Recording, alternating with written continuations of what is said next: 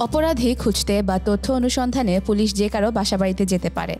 বাসাবাড়িতে গেলে তাতে ভয় না পেয়ে সহযোগিতা করতে হবে। তবে এ সময় যাতে উদ্দিষ্ট ব্যক্তির মানবাধিকার লঙ্ঘন না হয় বা পুলিশের পক্ষ থেকে তল্লাশির নামে যাতে হয়রানি করা না হয়, সেক্ষেত্রেও আইনের সুস্পষ্ট বিধান রয়েছে। মধ্য বা গভীর রাতে আপনার বাসায় পুলিশ পরিচয়ে কেউ হানা দিলে প্রথমেই নিশ্চিত হওয়ার চেষ্টা করুন তিনি বা তারা আদতে পুলিশ বা আইনের লোক কিনা। এ সময় অবশ্যই তার গায়ে পুলিশের পোশাক থাকতে হবে। পুলিশের পোশাক না থাকলে এবং আইডি কার্ড দেখাতে না চাইলে ধরে নিতে পারেন তারা পুলিশ বা অন্য কোনো বাহিনীর লোক নন। তারা দুর্বৃত্ত বলে সন্দেহ হলে দ্রুত 999 নম্বরে ফোন দিয়ে আপনার বাসার ঠিকানা সহ বিস্তারিত বলুন। এমনকি তারা পুলিশ কিনা তা নিশ্চিত হতে থানায় ফোন দিতে পারেন। 999 নম্বরে ফোন দিলে সর্বোচ্চ 30 মিনিটের মধ্যে আপনার বাসাবাড়িতে পাশের থানার পুলিশ হাজির হওয়ার কথা। এমনকি পুলিশ আরও আগেই হাজির হতে পারে।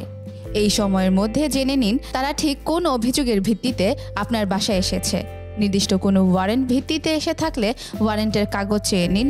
পুলিশ আসা পর্যন্ত সময় ক্ষেপণে আরও কোনো কৌশল নিতে পারেন। দুর্বৃত্ত হলে পুলিশ এলে তারা ধরা পড়বে বা এর আগেই দৌড়ে পালাবে। এক্ষেত্রে স্থানীয় থানায় ফোন করে নিশ্চিত হতে পারেন আসলেই আপনার বাসায় থানা থেকে কোনো পুলিশ পাঠানো হয়েছে কিনা। তাই যেখানেই থাকুন না কেন স্থানীয় থানা পুলিশের নম্বরটি আপনার কাছে থাকা জরুরি।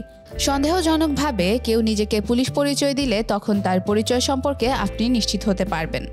আর যদি তারা পুলিশ বা অন্য কোনো বাহিনীর লোক বলে নিশ্চিত হন তবে তাকে বা তাদের বোঝাতে চেষ্টা করুন এত রাতে আপনি তাদের সঙ্গে কথা বলতে চান না।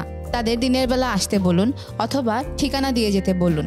তাদের আশ্বস্ত করুন আপনি নিজেই দিনের বেলা তাদের সঙ্গে গিয়ে দেখা করবেন। একান্তই তারা আপনার কথা মানতে না চাইলে স্বজনদের দিয়ে তাদের নিয়ে আসা গাড়ির নম্বর জেনে রাখুন।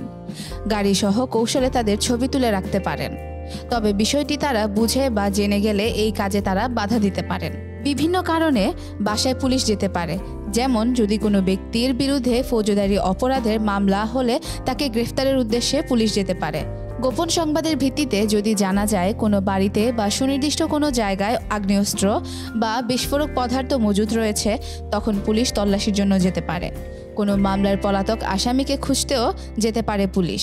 আদালত যদি কারো বিরুদ্ধে ওয়ারেন্ট জারি করেন তবে পুলিশ ওই ব্যক্তি বা বিষয়বস্তুর সন্ধানে তল্লাশি চালাতে পারে। ওয়ারেন্ট জারি হলে তা লিখিত ও ম্যাজিস্ট্রেটের স্বাক্ষরিত হবে।